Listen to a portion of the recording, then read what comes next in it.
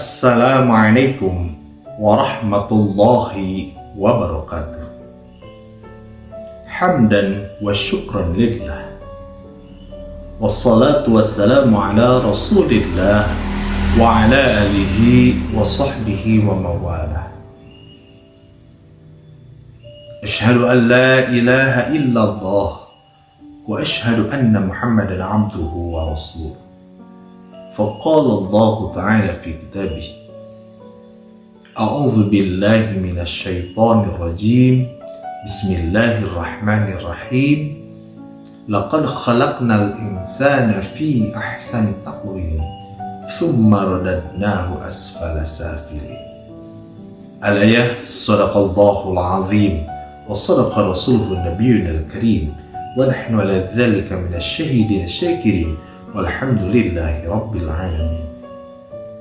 Sahabat oase yang dirahmati Allah subhanahu wa ta'ala,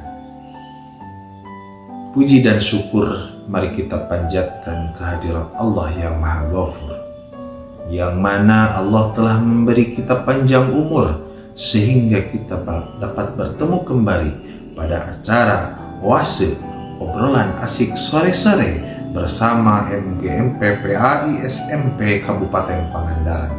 Mudah-mudahan acara kita semua pada hari ini dan seterusnya mudah-mudahan selalu mendapatkan ridho dan inayah Allah subhanahu wa ta'ala. Amin ya Allah ya Rabbal alamin. Salawat beserta salam kita sanjungkan kepada baginda alam, sang idola umat Islam, yakni Habibana wa Nabiyyana Rasulullah Muhammad Sallallahu Alaihi Wasallam. Tak lupa kepada keluarga, sahabat, dan umatnya, dan mudah-mudahan sampai kepada kita semua. Amin ya Allah ya Rabbal alamin. Sahabat oase yang dirahmati Allah Subhanahu wa Ta'ala, saya di sini bersama Ada Usama, salah satu pengajar, salah satu guru di SMP 4 Langkat Lancar, yaitu saya mengampu guru pendidikan agama Islam dan budi pekerti. Pada acara oase kali ini, izinkan saya membawakan sebuah tema, keunggulan manusia. Hadirin sahabat oase yang dirahmati Allah Subhanahu wa Ta'ala, salah satu nikmat yang tidak kita sadari sampai saat ini, satu nikmat yang kurang kita syukuri adalah kita diciptakan oleh Allah menjadi seorang manusia. Kenapa kita diciptakan oleh Allah menjadi manusia pantas harus bersyukur? Karena manusia itu adalah makhluk yang paling sempurna dibandingkan dengan makhluk-makhluk Allah yang lain. Kata Allah, laqad khalaqnal insana fi ahsani taqwim. Manusia itu ketika dibandingkan dengan makhluk-makhluk Allah yang lain, manusia itu merupakan salah satu makhluk yang paling sempurna. Kita ambil 3 contoh makhluk Allah Subhanahu wa Ta'ala. Yang pertama manusia, yang kedua hewan, yang ketiga malaikat. Dari ketiga makhluk tersebut kita periksa satu persatu unsur kelengkapan yang ada pada makhluk tersebut. Yang pertama adalah rasa. Apakah manusia punya rasa? Jelas, manusia itu punya rasa. Ada rasa senang, sedih, sakit, gembira. Itu rasa manusia. Yang kedua, hewan. Apakah hewan punya rasa? Jelas, hewan itu punya rasa. Ketika, contohnya saja, ketika ada ayam masuk rumah kita, dengan seketika kita usir ayam tersebut dari rumah. Ayam tersebut seketika akan lari dan lompat. Kenapa? Karena ayam tersebut takut. Berarti ayam itu punya rasa takut. Nah, seperti itu. Dan yang ketiga, malaikat. Apakah malaikat itu punya rasa? Tidak. Malaikat itu tidak diberi rasa oleh Allah Subhanahu wa Ta'ala. Kalau malaikat diberi rasa oleh Allah Subhanahu wa Ta'ala, maka bumi ini hancur. makhluk yang ada di bumi ini mungkin kebanyakan tidak akan bisa hidup kalau malaikat diberi rasa oleh Allah Subhanahu wa Ta'ala. Contohnya saja, malaikat yang ditugaskan oleh Allah untuk menyanggah bumi ini. Kalau malaikat punya rasa, misalkan malaikat itu protes ke Allah, ya Allah, udah pegel ini ya Allah, turunkan aja dulu sebentar ya Allah, ini udah ada kembas, udah ada kesemutan. Ketika sanggahan malaikat penyangga dari malaikat diturunkan, maka bumi akan hancur. Atau malaikat yang ditugaskan oleh Allah untuk menurunkan rezeki. Kata Allah, malaikat turunkan rezeki ini ke si Darus, misalkan ke saya sendiri. Malaikat protes, ya Allah capek, istirahat dulu sebentar 5 menit saja ya Allah.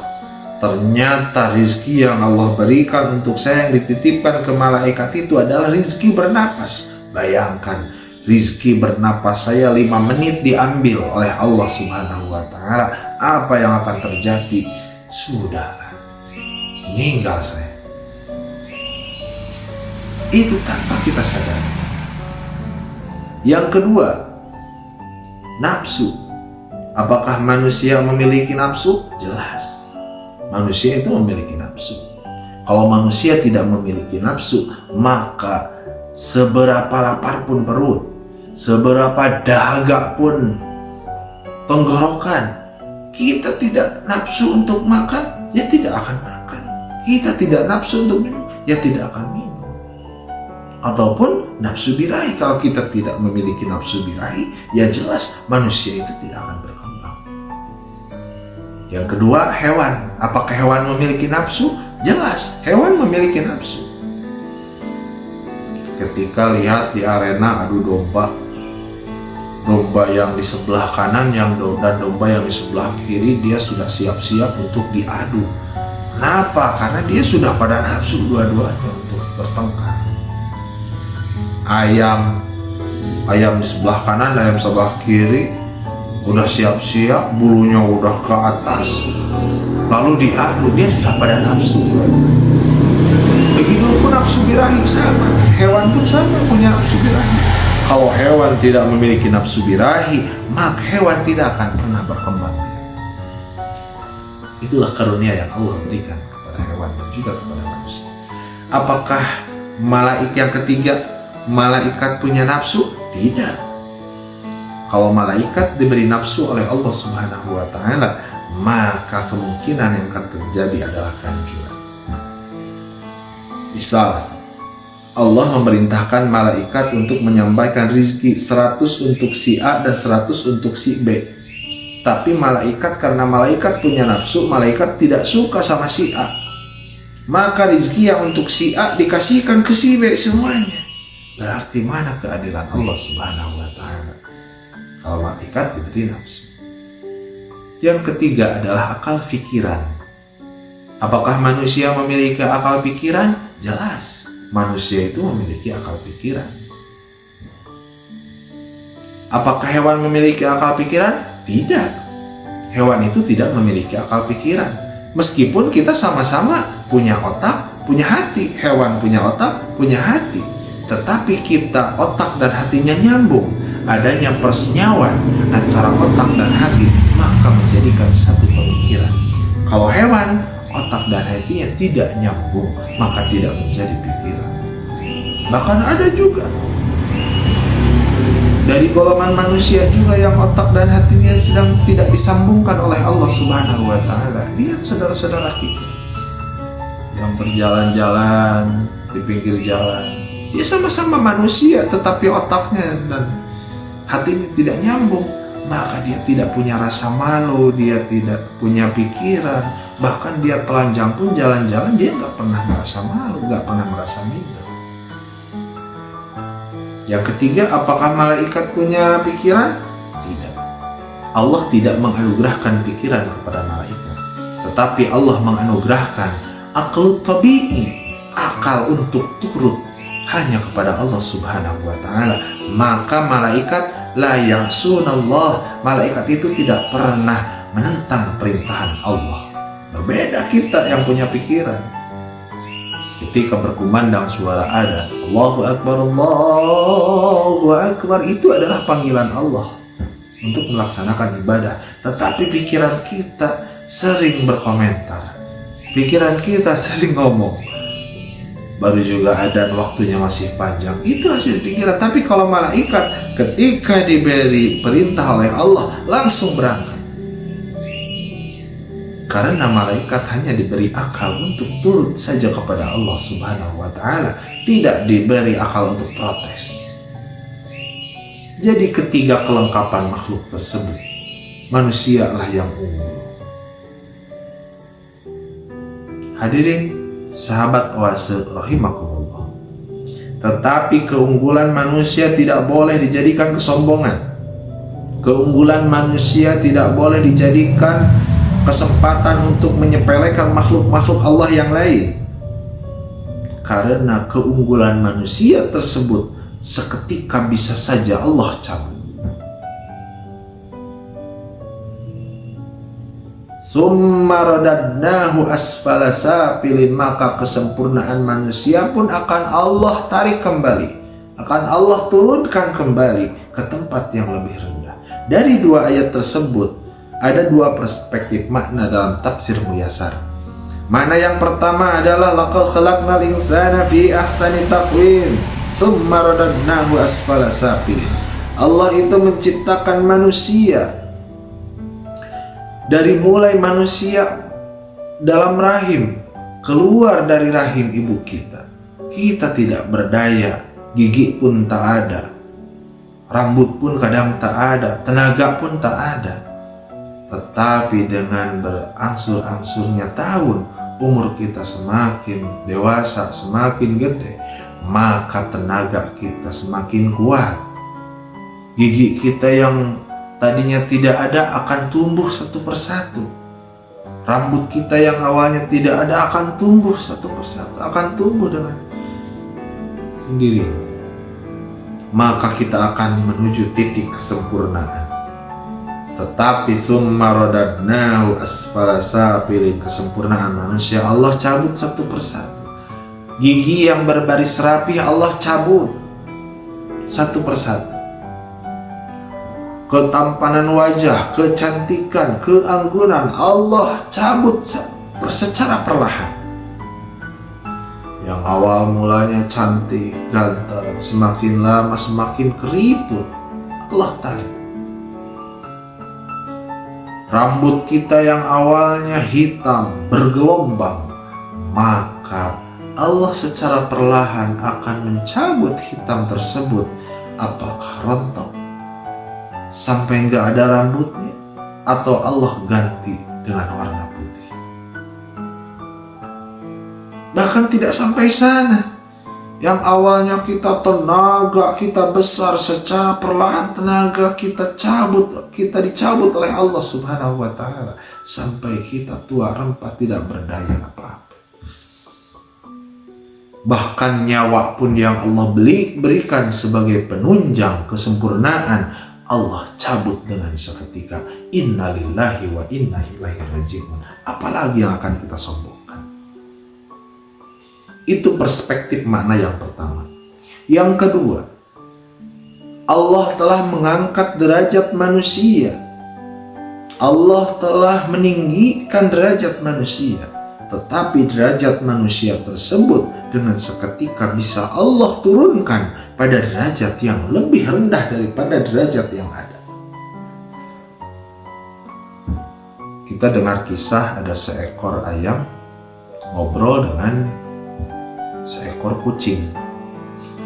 Kata ayam, Alhamdulillahilladzi ja'alani daikan wa lam taj'alni hirran. Kata ayam, Alhamdulillah ya Allah, aku diciptakan menjadi seekor ayam, tidak kau ciptakan menjadi seekor kucing. Kucing protes, kenapa ayam? Ente bersyukur ciptakan menjadi seekor ayam, tidak menjadi kucing. Karena ketika ayam itu, kami itu disembelih dan dimakan oleh orang-orang muslim, dimakan oleh orang-orang soleh, dimakan untuk jalan ibadah kepada Allah. Tidak pernah kita mendengar ada syukuran menyembelih kucing, enggak pernah.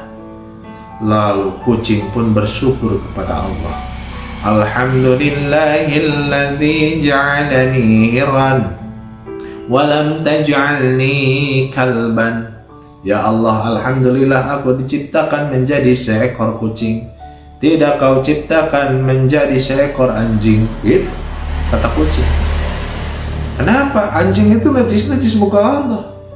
Tidak sedikit kucing dipelihara sampai dibawa ke rumah, sampai dibawa ke kamar, tapi anjing jarang.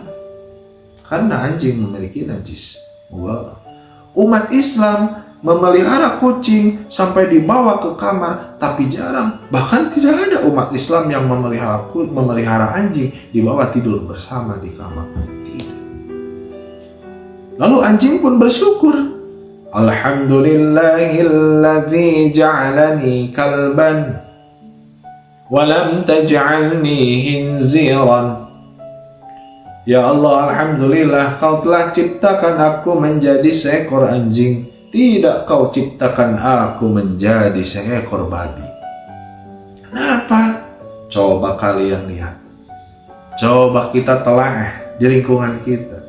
Kalau anjing bermain di depan rumah kita, di pinggir-pinggir jalan, di lapangan, bermain bersama anak-anak kita, bermain bersama kita di lapangan, itu hal sudah biasa.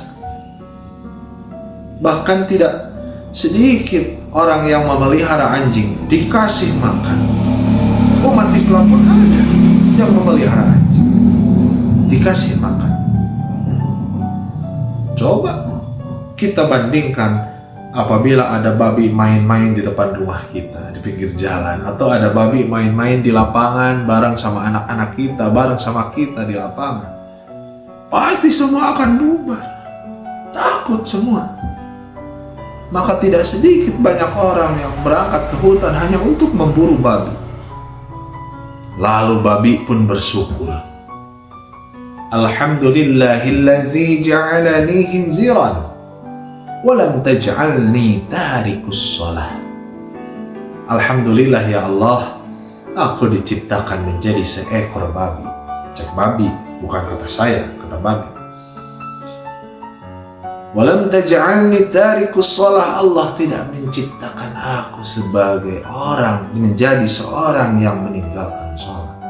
Ternyata derajat orang yang dengan sengaja meninggalkan sholat tanpa ada udzur apa-apa, orang yang tidak mau beribadah kepada Allah, maka derajatnya lebih rendah daripada anjing sekalipun babi.